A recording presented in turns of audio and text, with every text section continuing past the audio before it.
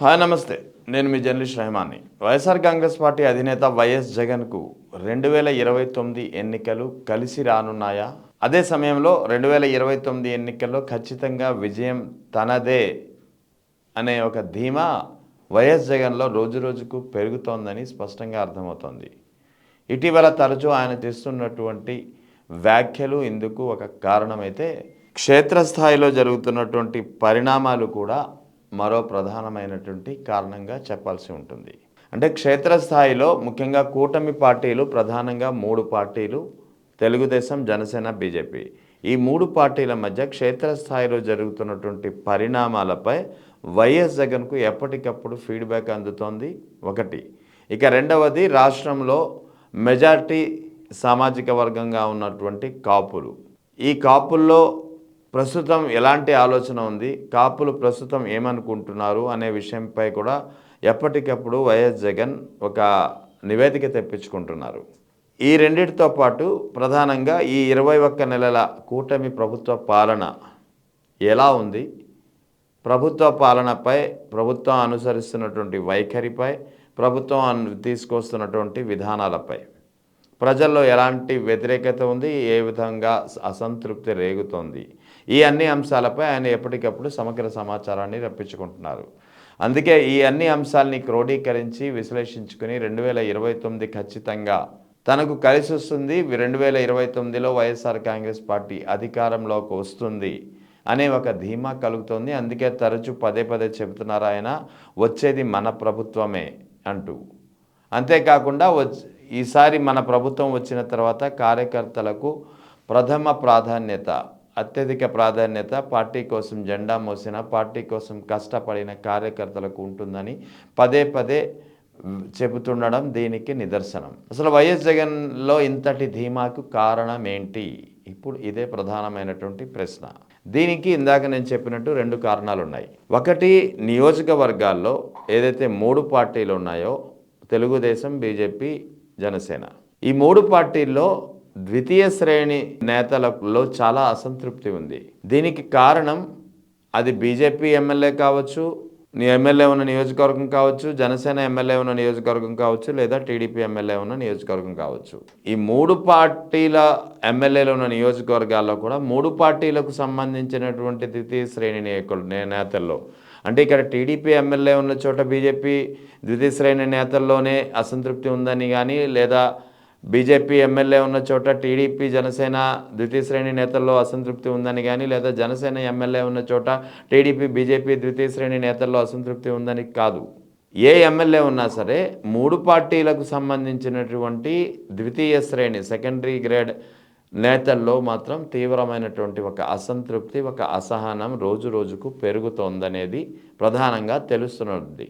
అదేవిధంగా ఎమ్మెల్యేలలో కూడా ఒక విధమైన అసంతృప్తి ఉంది. ఎందుకంటే రాష్ట్ర వ్యాప్తంగా ఎమ్మెల్యేలు ఉన్నా సరే తమకు కావలసిన పని కానీ, తాము అనుకున్న పని కానీ కావడం లేదనే ఒక అభిప్రాయం వ్యక్తమవుతోంది.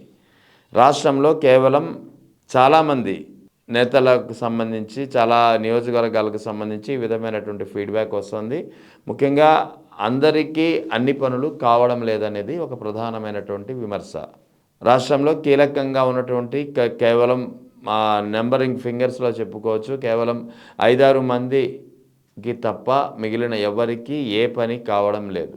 అందుకే అటు టీడీపీ కేవలం ఇక్కడ ద్వితీయ శ్రేణి నేతల్లోనే కాకుండా 3 పార్టీలకు సంబంధించినటువంటి మొదటి తరగతి నేతల్లో కూడా, అంటే ఎమ్మెల్యే స్థాయి వ్యక్తుల్లో కూడా, ఇన్ఛార్జ్ స్థాయి వ్యక్తులకు కూడా ఒక అసంతృప్తి రేగుతోంది. సో ఇది ఒక ప్రధానమైనటువంటి కారణం. ఇక రెండవది, కాపు సామాజిక వర్గం.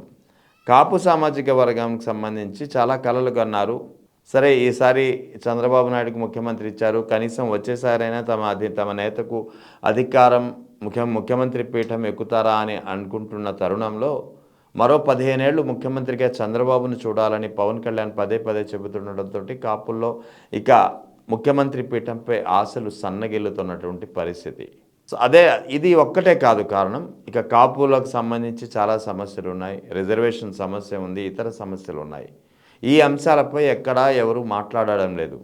అధికారంలోకి వస్తే పెద్ద ఎత్తున తమకు ప్రయోజనాలు చేకూరుతాయని చెప్పి కాపు సామాజిక వర్గం భావించింది, కానీ పరిస్థితి అందుకు విభిన్నంగా ఉంది రాష్ట్రంలో. ముఖ్యంగా క్షేత్రస్థాయిలో కాపుల టీడీపీ ఎమ్మెల్యేలు కానీ లేదా ఇతర సామాజిక వర్గాలు కానీ బలంగా ఉన్న చోట కాపులను అణగదొక్కే ప్రయత్నాలు కూడా జరుగుతున్నాయనేది ఆ సామాజిక వర్గం నుంచి వినిపిస్తున్నటువంటి మాట.